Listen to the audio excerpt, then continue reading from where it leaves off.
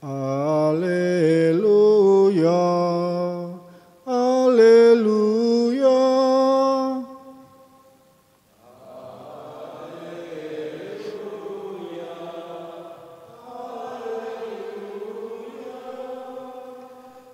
Berbahagialah yang hidup miskin terdorong oleh Roh Kudus, sebab bagi merekalah kerajaan Allah. Haleluya, haleluya. Tuhan bersamamu Dan bersama rohmu. Inilah Injil suci menurut Matius. Dimuliakanlah Tuhan. Pada suatu hari ada seorang datang kepada Yesus dan berkata, "Guru, perbuatan baik apakah yang harus kulakukan untuk memperoleh hidup kekal?" Yesus menjawab, "Apakah sebabnya engkau bertanya kepadaku tentang apa yang baik? Hanya satu yang baik. Jika engkau ingin masuk ke dalam hidup, turutilah segala perintah Allah." Kata orang itu kepada Yesus, "Perintah yang mana?"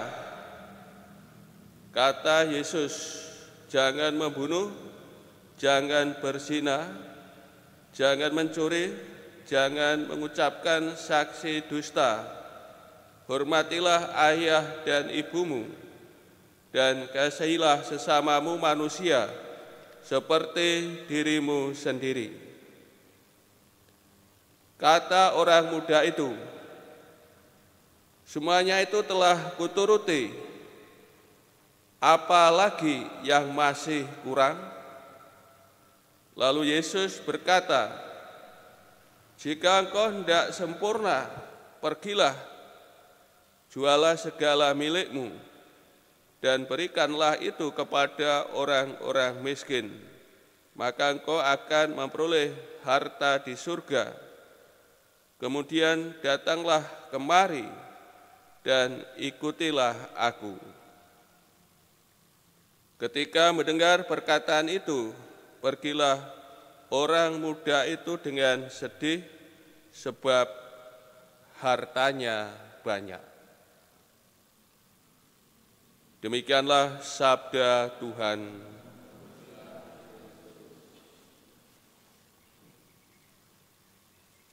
Saudara-saudari yang terkasih, seorang muda yang kaya datang kepada Tuhan Yesus bertanya tentang perbuatan baik apa yang harus ia lakukan untuk memperoleh hidup kekal.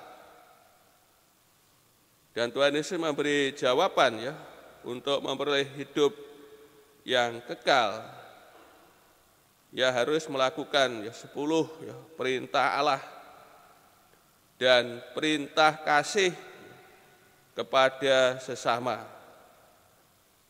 Dan seorang muda ini begitu hebat bahwa semuanya telah dilakukannya sejak mudanya.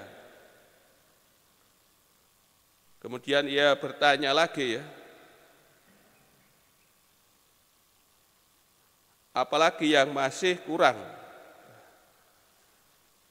Kemudian Tuhan Yesus menunjukkan satu langkah lagi untuk menjadi sempurna,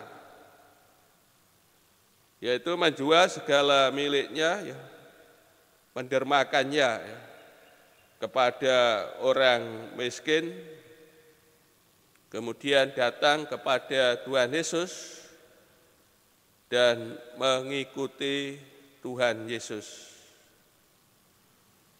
Bagi seorang muda ini terlalu besar apa yang harus ia korbankan untuk memperoleh hidup yang sempurna. dan akhirnya ia gagal menjawab ya, tantangan dari Tuhan kita Yesus Kristus. Ya, melalui bagian terakhir ini bagian kasih ya, untuk memperoleh hidup yang sempurna, yaitu dengan mengikuti Yesus Kristus sendiri.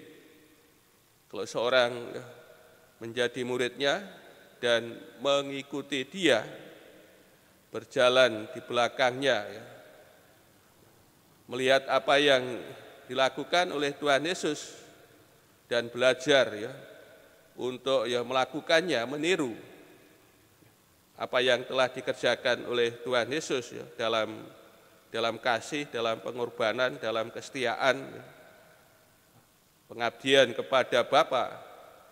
Tentu kita sebagai murid juga akan memperoleh ya, kesempurnaan ya, dalam hidup.